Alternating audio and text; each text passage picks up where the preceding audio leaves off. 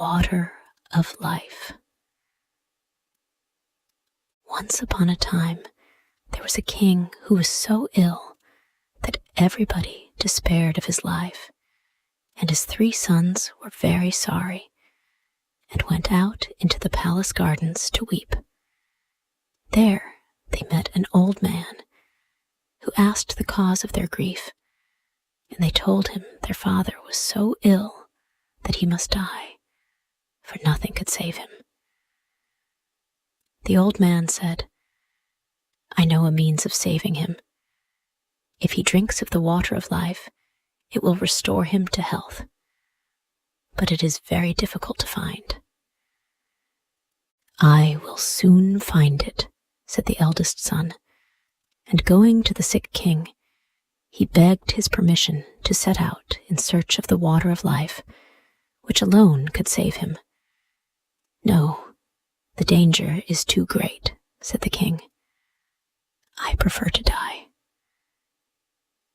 Nevertheless, the son begged and entreated so long that the king consented, and the prince went away, thinking in his own heart, "If I bring this water, I am the dearest to my father, and I shall inherit his kingdom." After he had ridden a long way, he met a dwarf on the road, who asked him, "Whither away so quickly?" "You stupid dandy brat," replied the prince proudly. "Why should I tell you that?" And he rode off. But the little man was angry, and he wished an evil thing, so that soon after, the prince came into a narrow mountain pass, and the farther he rode, the narrower it grew, till at last it was so close that he could get no farther. But neither could he turn his horse round, nor dismount, and he sat there like one amazed. Meanwhile, the sick king waited a long while for him, but he did not come.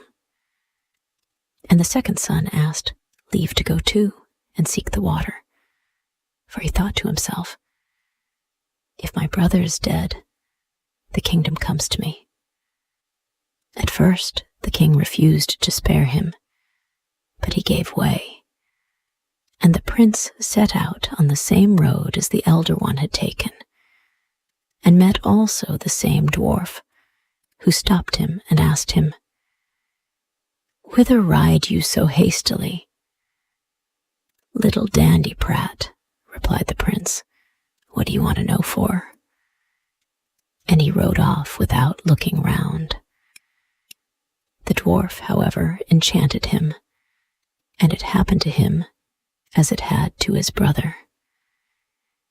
He came to a defile where he could move neither forward nor backward. Such is the fate of all haughty people. Now, when the second son did not return, the youngest begged leave to go and fetch the water, and the king was obliged at last to give his consent.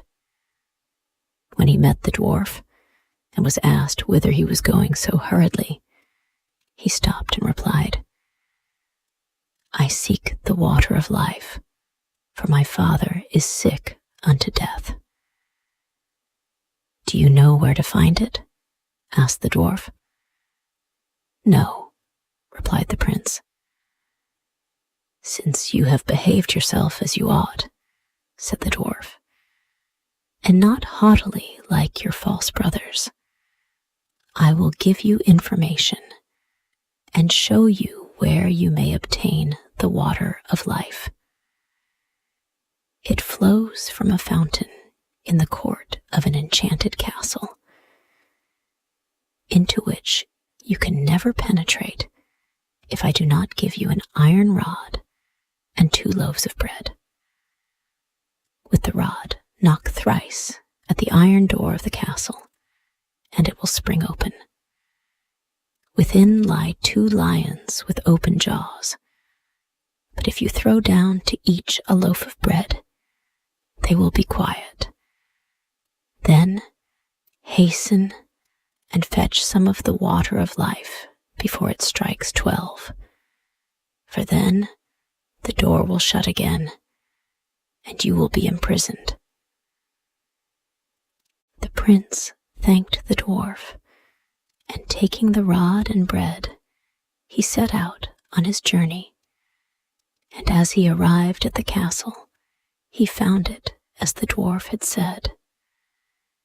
At the 3rd knock, the door sprang open, and when he had stilled the lions with the bread, he walked into a fine, large hall, where sat several enchanted princes, from whose fingers he drew off the rings, and he also took away with him a sword and some bread which lay there. A little farther on, he came to a room wherein stood a beautiful maiden, who was so pleased to see him that she kissed him and said he had freed her and should have her whole kingdom, and if he came in another year, their wedding should be celebrated.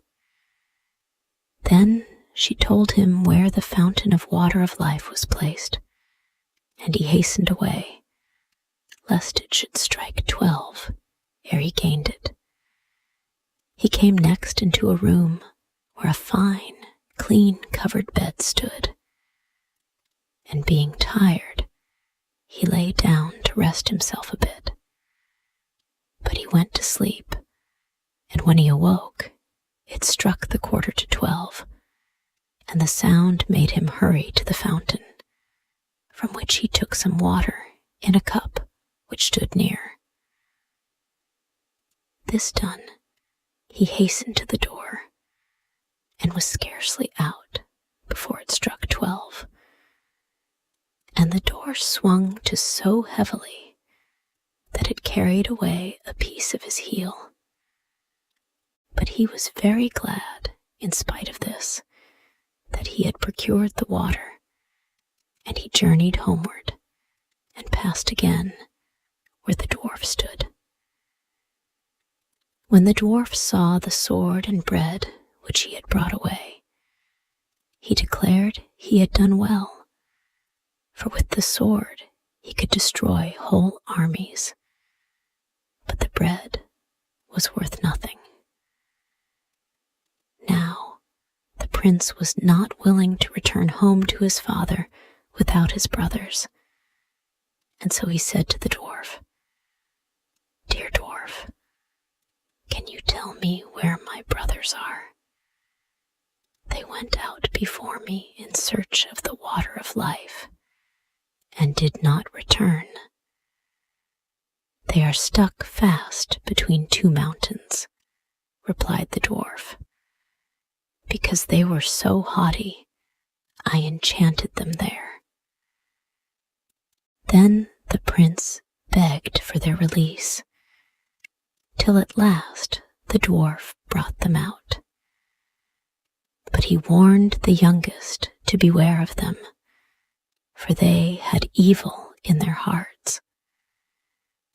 When his brothers came, he was very glad, and he related to them all that had happened to him, how he had found the water of life and brought away a cupful of it, and how he had rescued a beautiful princess who for a whole year was going to wait for him, and then he was to return to be married to her and receive a rich kingdom. After this tale, the 3 brothers rode away together, and soon entered a province where there were war and famine raging, and the king thought he should perish. So great was his necessity. The youngest prince went to this king and gave him the bread, with which he fed and satisfied his whole people. And then the prince gave him the sword, wherewith he defeated and slew all his enemies and regained peace and quiet. This effected, the prince took back the bread and sword and rode on farther with his brothers, and by they came to 2 other provinces where also war and famine were destroying the people. To each king the prince lent his bread and sword, and so saved 3 kingdoms. After this they went on board a ship to pass over the sea which separated them from home. And during the voyage, the 2 elder brothers said to one another, "Our brother has found the water of life, and we have not. Therefore our father will give the kingdom which belongs to us to him, and our fortune will be taken away." Indulging these thoughts, they became so envious that they consulted together how they should kill him. And one day, waiting till he was fast asleep, they poured the water out of his cup and took it for themselves, while they filled his up with bitter salt water. As soon as they arrived at home, the youngest brother took his cup to the sick king, that he might drink out of it and regain his health. But scarcely had he drunk a very little of the water when he became worse than before, for it was as bitter as wormwood. While the king lay in this state, the 2 elder princes came and accused their brother of poisoning their father. But they had brought the right water, and they handed it to the king. Scarcely had he drunk a little out of the cup when the king felt his sickness leave him, and soon he was as strong and healthy as in his young days.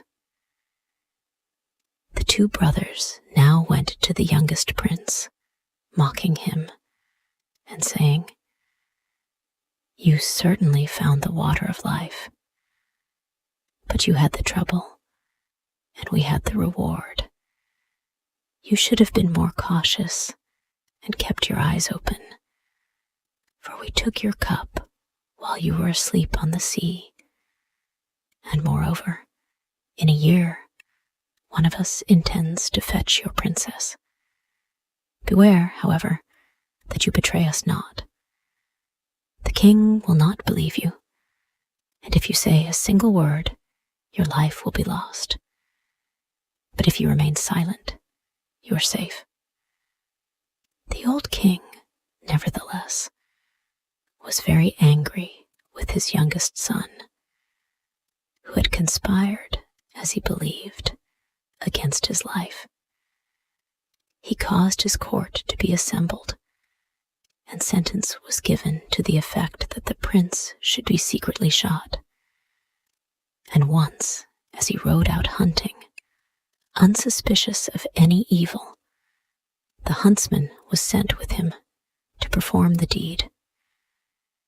By and by, when they were alone in the wood, the huntsman seemed so sad that the prince asked him what ailed him. The huntsman replied, "I cannot, and yet must tell you." "Tell me boldly what it is," said the prince. "I will forgive you." "Ah, it is no other than that I must shoot you, for so has the king ordered me," said the huntsman with a deep sigh. The prince was frightened and said, "Let me live, dear huntsman, let me live. I will give you my royal coat, and you shall give me yours in exchange." To this the huntsman readily assented, for he felt unable to shoot the prince. And after they had exchanged their clothing, the huntsman returned home, and the prince went deeper into the wood.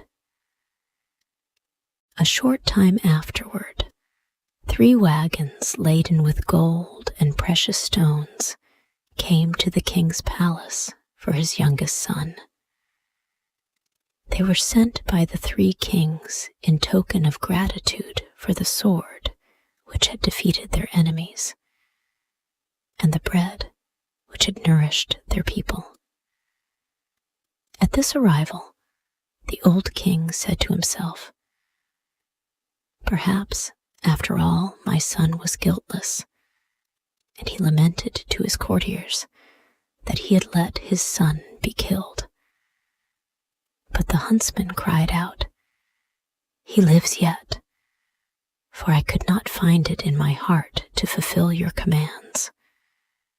And he told the king how it had happened. The king felt as if a stone had been removed from his heart, and he caused it to be proclaimed everywhere throughout his dominions that his son might return and would again be taken into favor. Meanwhile, the princess had caused a road to be made up to her castle of pure, shining gold, and she told her attendants that whoever should ride straight up this road would be the right person, and one whom they might admit into the castle. But, on the contrary, whoever should ride up not on the road, but by the side, they were ordered on no account to admit, for he was not the right person. When, therefore, the time came round which the princess had mentioned to the youngest prince, the eldest brother thought he would hasten to her castle and announce himself as her deliverer, that he might gain her as a bride and the kingdom besides. So he rode away, and when he came in front of the castle and saw the fine golden road, he thought it would be a shame to ride thereon, and so he turned to the left hand and rode up out of the road. But as he came up to the door, the guards told him he was not the right person, and he must ride back again.